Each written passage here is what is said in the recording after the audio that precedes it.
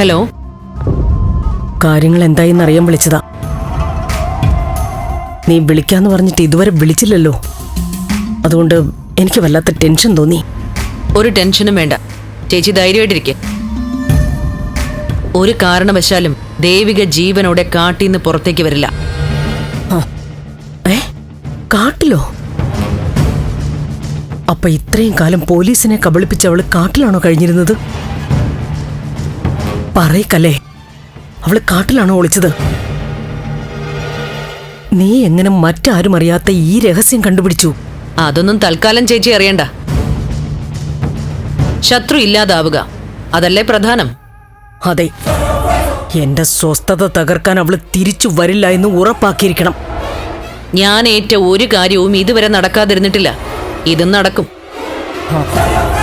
കാടിനകത്ത് തന്നെ കുഴിയെടുത്ത് അവളെ മൂടാൻ ഞാൻ നിർദ്ദേശം കൊടുത്തു കഴിഞ്ഞു. പോരെ? എന്റെ കൽപ്പന നടപ്പാക്കാനേ മഹേന്ദ്രനും ആ സംഘത്തിനൊപ്പം പോയിട്ടുണ്ട്.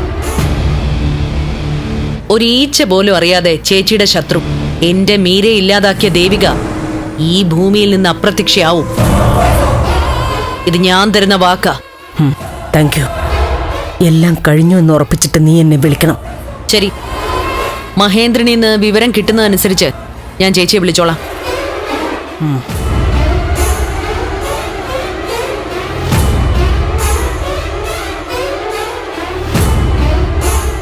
അമ്മ ആരോടാ സംസാരിച്ചേ? എനിക്ക് ആരോടും സംസാരിക്കാൻ ആരുടെ അനുവാദം വേണ്ട. ഞാൻ പലരോടും സംസാരിക്കും. അമ്മ പലരോടും സംസാരിച്ചോ, പക്ഷെ ഇപ്പൊ സംസാരിച്ചത് ആരോടാണെന്ന് അറിയണം.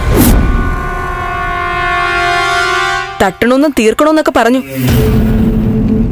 ആരോടാ സംസാരിച്ചേ? ആരെ കുറിച്ചാ പറഞ്ഞേ? അത് നിന്നോട് പറയാൻ മനസ്സില്ല. നീയും നിന്റെ അച്ഛനും നന്ദനും ഒക്കെ എന്റെ കാതിൽ വീഴാതെ ഒളിച്ചും പിടിച്ചുമൊക്കെ പലരോടും സംസാരിച്ചിരുന്നു. ആരോട് സംസാരിച്ചു, എന്താണ് സംസാരിച്ചതെന്നൊക്കെ ഞാൻ പിറകെ നടന്ന് ചോദിച്ചിട്ടുമുണ്ട്. അതിനൊക്കെ നിങ്ങൾ ഉത്തരം തന്നിട്ടുണ്ടോ? ഇപ്പൊ കാര്യം ചോദിക്കാൻ വന്നിരിക്കുന്നു. പറയാൻ സൗകര്യമില്ല. പക്ഷെ ചോദിക്കേണ്ടവര് ചോദിക്കേണ്ട രീതിയിൽ ചോദിക്കും. അമ്മ ഉത്തരം പറയുകയും ചെയ്യും. എന്തോന്നാ? ഏതോ ഒരാളെ കൊല്ലുന്ന കാര്യമല്ല അമ്മ പ്ലാൻ ചെയ്ത. അമ്മ പറ, എന്താ ഇതൊക്കെ? ഇത്രയൊക്കെ ദുരന്തങ്ങൾ വന്നിട്ട് മതിയായില്ലേ? ദേവിയെ കുറിച്ചാണോ അമ്മ പറഞ്ഞ? അമ്മ കാര്യം തുറന്നു പറ, അല്ലെങ്കിൽ സത്യമായിട്ട് ഞാൻ പോലീസിൽ വിളിച്ച് പറയും. അമ്മയുടെ കോൾ റെക്കോർഡ്സ് പരിശോധിക്കണമെന്ന്.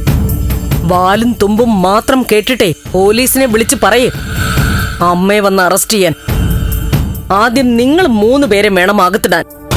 മീരെ കൊന്ന ദേവികയെ ഒളിപ്പിച്ച് താമസിപ്പിക്കുന്നതിന്. എന്നിട്ടിപ്പോ എന്റെ കോൾ റെക്കോർഡ്സ് കൂടി പരിശോധിപ്പിക്കാൻ വന്നിരിക്കുന്നു.